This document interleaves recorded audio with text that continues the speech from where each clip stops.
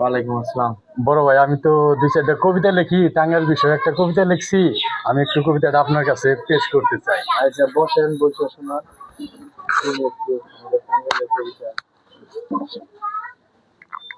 নদী খাল বিল আর গজারির বন, টাঙ্গাইলের সারি তার গর্বেরই দন।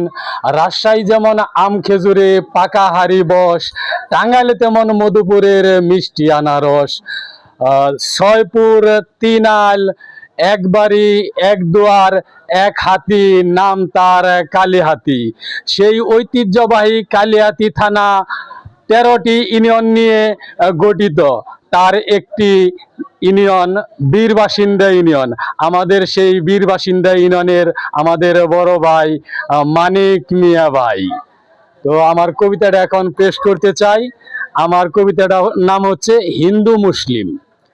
হিন্দু মুসলিম ভাই ভাই, ধর্ম শুধু ভিন্ন, আমরা যদি কেউ কাহারে নাহি করি ঘিন্ন। কেউ ঈশ্বর কেউ ভগবান আল্লাহ কেউ বলি, হাতে হাতে রাইখা আমরা সোনার বাংলায় চলি।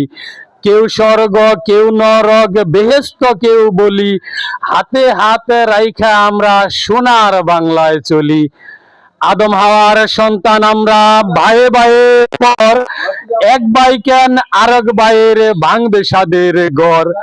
খ্রিস্টান বৌদ্ধ ঢুলিমালি জাতের নাইকো শেষ, সবাই মিলে গর্ব আমরা সোনার বাংলাদেশ। অসংখ্য ধন্যবাদ, অসংখ্য ধন্যবাদ। অনেক সুন্দর কবিতা বলে উনি। আসলেই আপনার যে গলার যে আওয়াজ, আমার মনে হয় না যে আপনার মাইক্রোফোনের প্রয়োজন পড়বে। অসংখ্য ধন্যবাদ। সুন্দর একটা কবিতা উনি আমাদের টাঙ্গাইল এমনকি সারা বাংলাদেশ নিয়ে এত সুন্দর একটা কবিতা উনি আমাদেরকে গিয়ে শোনালেন। যদি ভিডিওটি ভালো লেগে থাকে অবশ্যই